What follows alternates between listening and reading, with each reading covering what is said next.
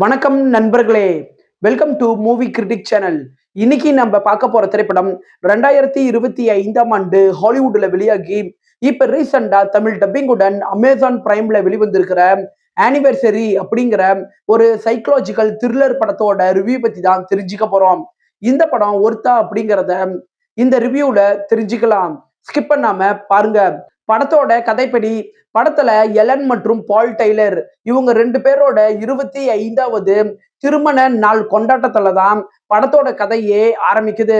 அந்த ஃபங்க்ஷன்ல இவங்களோட பையன் ஜோஸ் லிஸ் அப்படிங்கிற ஒரு பெண்ணை அறிமுகப்படுத்துறாரு.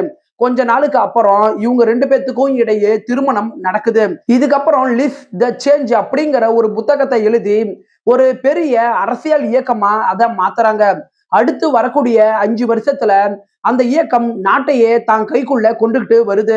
இதுக்கப்புறம் எலனோட குடும்பம் ரெண்டா பிரியுது.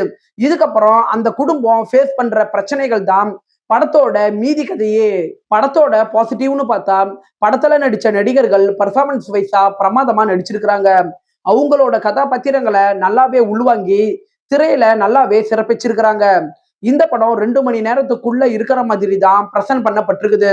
சோ குயிக்காவே உங்களால பார்த்து முடிக்க முடியும். ஒரு நாட்டோட மாற்றத்தை ஒரு குடும்பத்தோட மாற்றமா சுருக்கி இவங்க திரையில கொண்டுட்டு வந்த விதம் நல்லாவே இருக்குது. படம் பார்க்கும்போது ஆடியன்ஸுக்கு ஒரு விதமான பயம் மற்றும் பதற்றத்தை இந்த படம் நல்லாவே ஆடியன்ஸுக்கு கொடுக்குது. ஒரு சஸ்பென்ஸ் த்ரில்லர் படத்துக்கு தேவையான அட்மாஸ்பியரை இந்த படம் நல்லாவே ஏற்படுத்துது. படத்துல பொலிட்டிக்கல் சம்பந்தப்பட்ட வசனங்கள் நல்ல ஷார்ப்பாவே இருக்குது.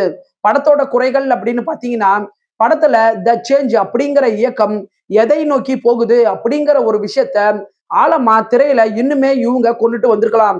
படத்தோட திரைக்கதை ஃபர்ஸ்ட் ஹாஃப்ல டைட்டா இருந்தாலும் செகண்ட் ஹாஃப்குள்ள நீங்க வந்ததுக்கு அப்புறம் திரைக்கதை கொஞ்சம் ஸ்லோவாகிறத உங்களால ஃபீல் பண்ண முடியும். படத்தோட கிளைமேக்ஸ் சில கேள்விகளுக்கு பதில் சொல்லாம முடிஞ்ச ஒரு ஃபீலை தான் கொடுக்குது.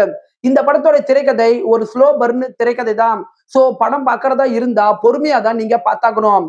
ஓவராலா இந்த படம் உங்க டைமுக்கு ஒர்த்தான ஒரு டீசென்டான படம் தான் இந்த படம். 10க்கு 6.6 ரேட்டிங் கொடுக்கலாம். படத்துல பல இடங்கள்ல லிப்லாக் முத்த காட்சிகள் வருது. சோ ஃபேமிலியோட பாக்குறதுக்கு முன்னாடி யோசிச்சுக்கோங்க. இந்த படம் தமிழ் டப்பிங்லயே இருக்கு. என்னுடைய ரிவ்யூ உங்களுக்கு பிடிச்சதுன்னா மறக்காம லைக் பண்ணி சப்ஸ்கிரைப் பண்ணுங்க. நான் அடுத்து போடக்கூடிய வீடியோஸ் மற்றும் ஷார்ட்ஸ் உங்களுக்கு உடனே வரும்.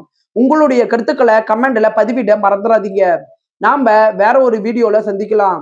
அது வரைக்கும் நன்றி, வணக்கம்.